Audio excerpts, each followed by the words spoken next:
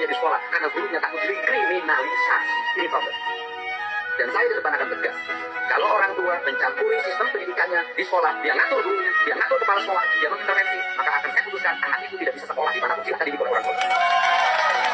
Saya pernah menutup sebuah sekolah karena ada anak oleh gurunya dikasih sanksi, sekampung menyerang gurunya, saya ancam kamu itu, saya akan tutup sekolah ini dan saya tidak peduli ini dari sekolah. Kalau tidak tentang orang tua tidak bisa. Ini penting. Anak kita ada saatnya disayangi, ada saatnya dicium, tapi ada saatnya juga kita melototin.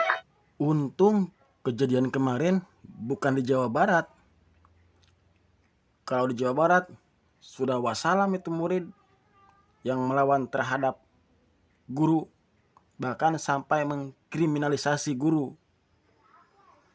Bisa-bisa sekolahnya pun akan ditutup karena sudah melanggar dan sudah merendahkan martabat guru.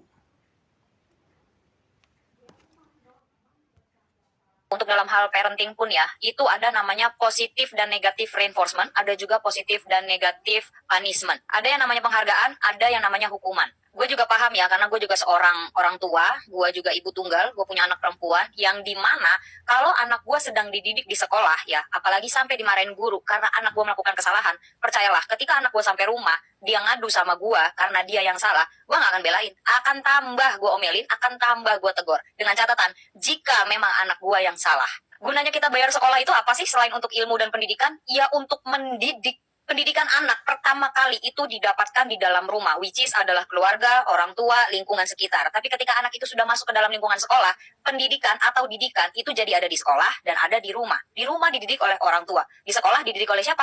Oleh guru, oleh kepala sekolah, oleh BK, bimbingan konseling, dan lain sebagainya yang ada dalam sekolahan tersebut. Masa hal sesimpel ini aja harus gue jabarin dalam konten sih? Kalau di sekolah dididik sama guru, di rumah dididik sama orang tua, sama keluarga. Masa hal sesimpel ini dan sesepele ini harus gue jelasin, harus gue jabarin dalam konten sih? Kalau anak Anda tidak ingin dididik dalam sekolah, didik aja anak Anda sendiri. Gak usah dimasukin ke sekolah, didik aja sendiri. Atau minimal homeschooling. Gue tuh maunya berusaha untuk tidak menyamaratakan generasi gue sekolah dulu dengan generasi yang sekarang ya. Karena gue tahu otomatis beda. Tapi permasalahannya, generasi gue yang dulu, didikan kita di masa sekolah yang dulu, kalau sepantaran sama gue nih ya, kalian-kalian yang umurnya sepantaran sama gue tuh bener-bener merasakan didikan sekolah zaman dulu, didikan guru zaman kita dulu, itu kayak menjadikan kita yang sekuat ini, saat ini ya. Memang waktu menjalani masa pendidikan tersebut, waktu masih dalam sekolah gitu ya, dilempar penggaris kayu 2 meter, kukunya dipukul pakai penggaris, kita disetrap di bawah tiang bendera, kita disuruh jewer kuping sendiri, menjulurkan lidah, angkat 1 kaki dan segala macamnya. Itu memang pahit ya.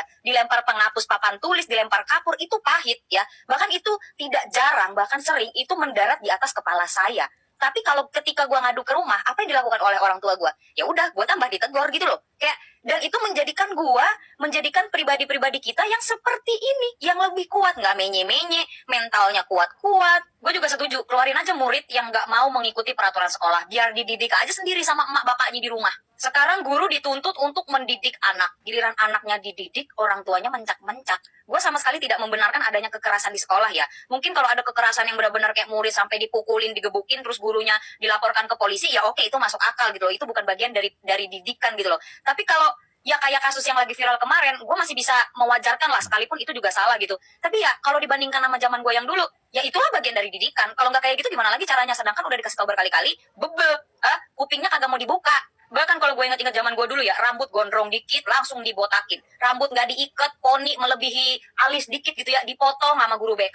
Rok pendek dikit di atas lutut dikit, roknya digunting. Sekarang sekolah pakai lip tint, sekolah pakai sunscreen oke lah ya, pakai lip tint, pakai eyelash extension, pakai maskara, rambut udah pada dicat dan segala macamnya, rambut cepak-cepak, pada pakai gel, pakai apa, pomade segala macam. Lah zaman kita mana ada sekolah ya sekolah, muka lu buluk ya udah buluk. Tahu kita harus mengikuti perkembangan zaman. Iya paham gitu loh, paham. Tapi kayaknya nggak semuanya harus dinormalisasikan deh. Ada batas-batasnya, ada boundaries-boundariesnya. Kalau anak generasi 80-an, 90-an ya udah dimarahin sama guru nih di sekolah ya. Begitu nyampe rumah, nggak berani cerita sama orang tuanya. Coba kalian generasi 80-90-an, coba.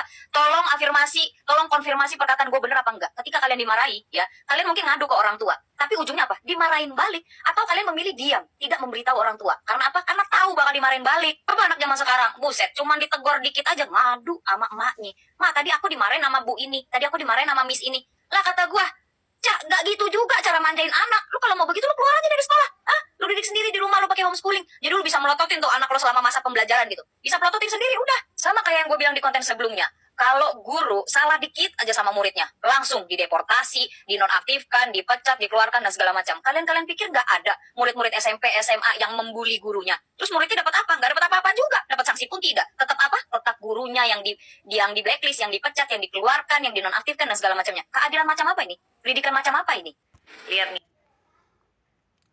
Ingat, sekolah dulu itu kalau kita berbuat salah atau ditegur oleh guru, gak berani bilang ke orang tua. Bahkan jangan sampai orang tua kita tahu kalau kita sudah ditegur oleh guru. Kenapa?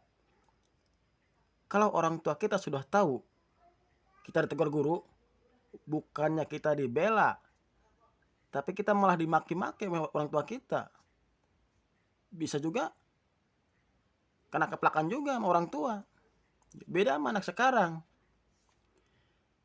Ditegur dikit, sakit hati, ngadu ke orang tua.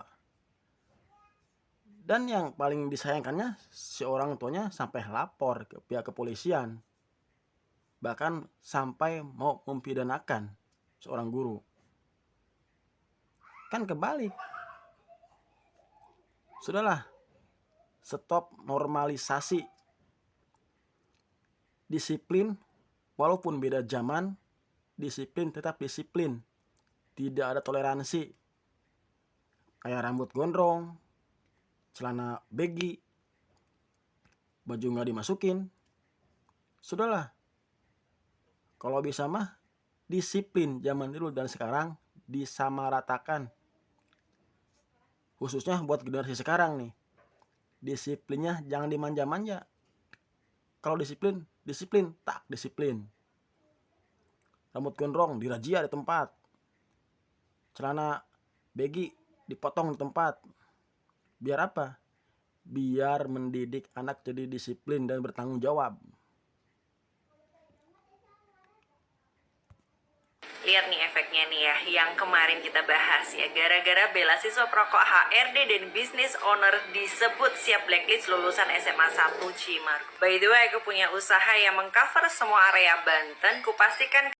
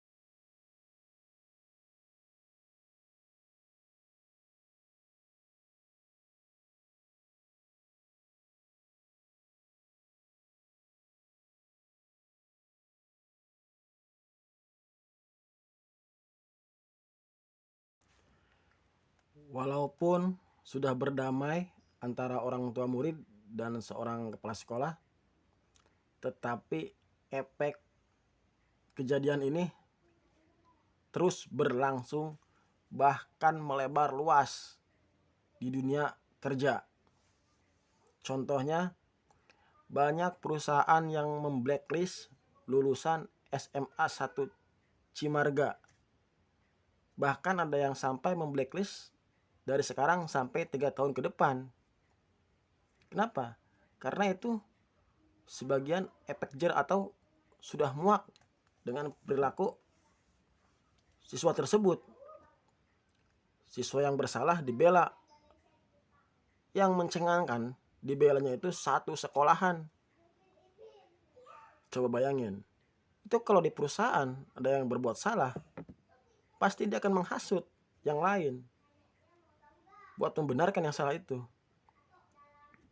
Sangat disayangkan. Banyak yang berkomentar di media sosial, segeralah yang sekolah di sana berpindah sekolah ke tempat yang lain agar tidak mendapat blacklistan dari beberapa perusahaan atau owner. Terus ada yang jawab lagi, jangankan di perusahaan, di sekolah lain pun belum tentu menerima siswa tersebut yang pindahan dari SMA 1 Cimarga. Tuh coba, sangat melebar dan sangat disayangkan. Kasihan anak-anak yang terprovokasi, yang semula menggebu-gebu, imbasnya sangat meluas sekali. Kepala sekolah dilaporkan wali murid gara-gara anaknya ditampar karena ketahuan merokok. Bu, kalau anak ibu nggak mau dididik sama guru, udah bagusan ibu aja yang mengajar. Ibu yang mendidik, ibu yang buat nilainya, ibu yang buat rapotnya, ibu yang buat ijazah, Bu. Ya, itu masih lingkungan sekolah, Bu. Ya, ditegur nggak bisa, ya.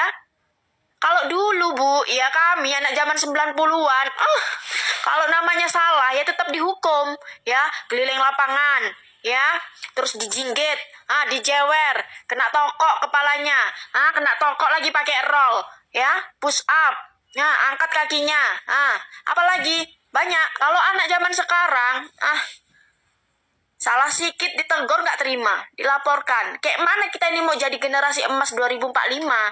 Nggak ada itu, ya. Dek, kalian yang 630 siswa itu ngapain kau ikut-ikutan? Kasihan orang tua kau nyekolahin itu, malah kau membela yang salah. Aduh, dek, kayak gini lah ya kan, sekarang generasi kita ini, ya. Nggak ada takutnya, betul, ya. Beda kayak kita dulu, ya kan? Nggak ada takutnya, betul. Perusahaan yang memboikot lulusan dari SMA Negeri 1 Cimarga gara-gara aksi mogok sekolah yang dilakukan oleh siswa SMA Negeri 1 Cimarga ini. Jadi banyak perusahaan yang sudah memblacklist, di mana pada siswa-siswa yang lulusan tahun ini mereka sudah memblacklist dan tidak menerima ketika suatu saat nanti salah satu lulusan SMA Negeri 1 Cimarga ini melamar pekerjaan di perusahaan mereka. Ini sudah kelewatan ya teman-teman ya. Aksi mogok sekolah ini membuat efek negatif kepada semua siswa dari lulusan SMA Negeri 1 Cimarga ini, dan ini menjadi ancaman serius teman-teman ya. Jadi mulai sekarang kalian harus pandai-pandai berpikir mana yang sebetulnya wajar dan pantas dan mana sebetulnya yang tidak pantas kita ikuti. Baik, pesan untuk adik-adik, tetap belajar dengan baik, patuhi peraturan sekolah, jangan aneh-aneh deh. Pesan buat SMA 1 Cimarga yang kemarin ikut mogok sekolah. Selamat, Anda telah menikmati apa yang Anda tanam. Dan selamat buat yang di belakang layar, Anda sudah menjerumuskan siswa-siswa Anda. Dan buat ibu kepala sekolahnya, semangat terus buat ngajarnya. Tegakkan disiplin tanpa toleransi kepada pihak sekolah. Terapkan disiplin zaman dulu dipakai buat zaman sekarang. Karena apa? Karena disiplin itu tidak ada toleransi, tidak ada manja dalam disiplin. Karena itu awal dari kesuksesan seorang murid yang menerapkan disiplin. Terima kasih. Semoga kita semua disehatkan terus, dipanjangkan umurnya, dan dilancarkan rezekinya. Amin ya rabbal alamin.